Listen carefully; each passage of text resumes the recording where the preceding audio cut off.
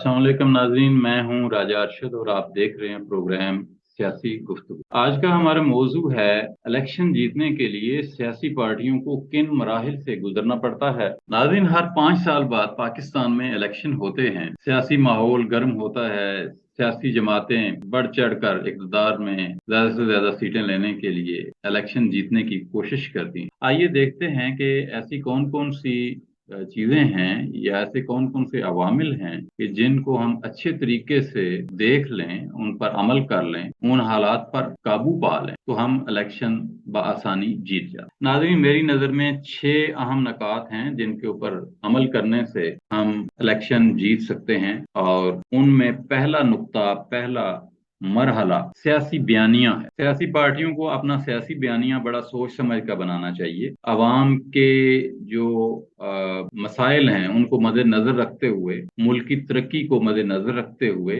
लोगों के मुतालबात, सियासी मुतालबात को मद्देनजर रखते हुए किसी भी सियासी पार्टी को अपना सियासी बयानिया बनाना चाहिए। सियासी बयानिया जितना अच्छा होगा, अवाम उतनी ही ज्यादा मतवज्जा होंगे, सपोर्ट करेंगे और वोट भी देंगे। दूसरे नंबर पे जो अहम नुक्ता है वो है मजबूत तरीन कैंडिडेट का इंतखाब। अगर सियासी पार्टी अच्छे सियासी उम्मीदवार का इंतखाब करती है तो उसकी कामयाबी यकीनी हो। अगर आपका कैंडिडेट पढ़ा लिखा है, बाकिरदार है, उस पे करप्शन के कोई चार्जेस नहीं हैं, वो ज़हीन है, वो चीजों के बारे में अच्छी राय रखता है, अवामी मसाइल को समझता है, अवाम के साथ उसकी जुड़त है, अवाम से मिलता है, सोशल है। बाद उम्मीदवार ऐसे भी होते हैं जो अवाम से मिलते ही नहीं या उस शहर में रहते ही नहीं, या जिस हल्के से वो इलेक्शन लड़ रहे हैं उस हल्के से उनका तल्लक नहीं होता। तो ये उम्मीदवार की सिलेक्शन जो है एक बहुत बड़ा फलसफा है।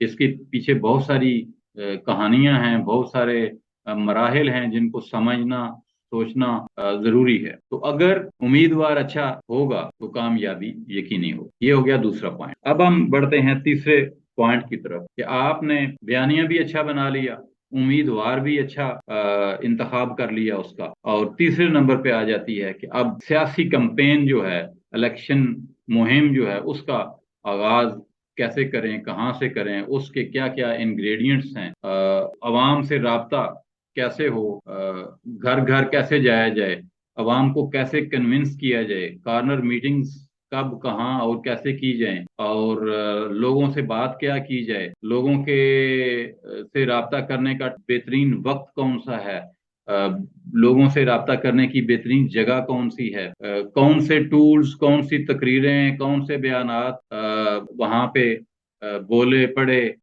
जाएं ताकि जो अवाम है वो आपके साथ राब्ते में आ जाए, अवाम जो है वो आपके साथ इकट्ठी हो, आप आपके बयानियों को पसंद करे, आपके उम्मीदवार को पसंद करे, और फिर आपकी जो मुहिम है उसमें भी आपका साथ, आपके जलसों में आए, आपकी मीटिंग्स में आए, उसके लिए राब्ता मुहिम शुरू करनी पड़े। तो ये जो पॉलिटिकल कैंपेन है ये बड़ी अहमियत की हामिल। अगर अच्छी कैंपेन करेंगे तो सियासी कामयाबी हासिल होगी, ज्यादा वोट पड़ेंगे। अगर किसी उम्मीदवार की या किसी सियासी जमात की इंतखाबी मुहिम है, उसके अंदर खामियां होंगी, उसके अंदर लोग सही नहीं होंगे, आप अपनी टीम जो लॉन्च करेंगे, उम्मीदवार के साथ जो चलने वाले उसके सपोर्टर्स होते हैं, वो सही लोग नहीं होंगे, तो भी आपकी इंतखाबी मुहिम के ऊपर फर्क पड़ेगा। तो इंतखाबी मुहिम जो है ये बहुत अहम है किसी भी इलेक्शन को जीतने के लिए। अगर आपने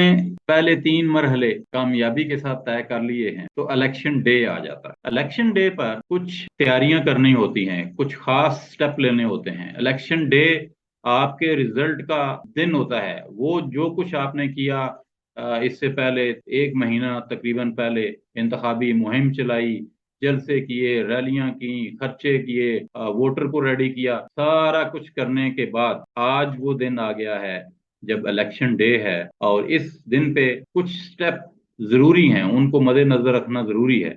क्या क्या काम करने होते हैं? ये कोई 7 किस्म के काम हैं जो किसी भी सियासी पार्टी को इलेक्शन डे पर करने होते हैं। इसको कहते हैं पोलिंग स्टेशन मैनेजमेंट। इसके जो मराहिल हैं, सबसे पहला मरहला ये होता है कि लोगों को घरों से कैसे निकाला जाए। डोर टू डोर जाएंगे, आपके नुमाइंदे लोगों को कन्विंस करेंगे कि वो आए, उनको ट्रांसपोर्ट मुहैया की जाएगी और वो पोलिंग बूथ तक पहुंचेंगे। यानी पहला मरला लोगों को घरों से निकालना और दूसरा मरला कि उनको पोलिंग स्टेशन तक लेके आना। तीसरा मरला है पोलिंग स्टेशन के बाहर कैंप लगाना। आमतौर पर पोलिंग स्टेशन के बाहर इन कैंपों में लोगों को गाइड किया जाता है, उन्हें रहनुमाई की जाती है कि वोट पोल कैसे करना है, कहाँ मोहर लगानी है, किस तरह से डब्बे के अंदर डालना है, किस तरह से फोल्ड करना है। उनको पूरी रहनुमाई दी जाती है, गाइड किया जाता है और आखिर में उसके कान में ये भी कहा जाता है कि प्लीज वोट हमारे नुमाइंदे को दीजिएगा, बल्ले पे मोहर लगाइएगा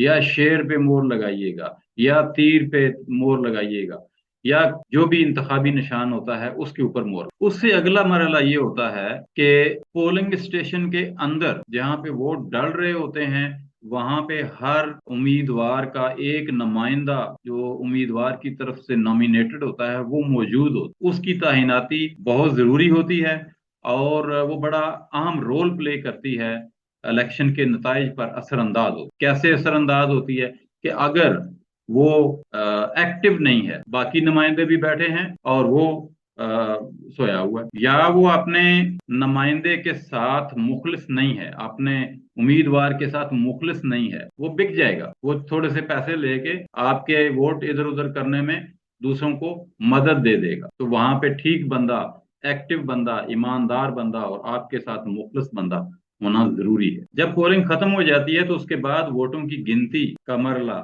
और रिजल्ट की तैयारी का मरला आता है। उस वक्त भी आपका जो नुमाइंदा पोलिंग स्टेशन के अंदर मौजूद है उसके ऊपर बहुत ज्यादा डिपेंड करता है कि वो वोटों की गिनती पर कड़ी नजर रखता है। वो लोगों को दूसरी पार्टियों के साथ तो नहीं मिल जाता, वो आपके काम के ऊपर गहरी नजर रखे हुए है, एक्टिवली काम कर रहा है और आपके हकूक जो इलेक्शन कमीशन ने दिए हैं वो उसको पता है और वो उनकी रोशनी में वो अपने मराहिल कर रहा है, जहां साइन करने हैं कर रहा है, जो वोटों की गिनती है उसकी निगरानी बाकायदा कर रहा है। ये सारी चीजें जो हैं ये डिपेंड करती हैं कि आपने पोलिंग स्टेशन के अंदर जो बंदा अपना नुमाइंदा तैनात किया है वो कैसे। जब वोटिंग हो रही होती है तो वोटिंग के दौरान भी और उसके बाद भी झगड़े भी होते हैं, उम्मीदवारों के आपस में झगड़े होते हैं, फिर जो वोटर्स होते हैं उनके आपस में झगड़े हो जाते हैं, सपोर्टर्स के आपस में झगड़े हो जाते हैं, उम्मीदवारान जो हैं वो आपस में लड़ पड़ते हैं। इन झगड़ों को भी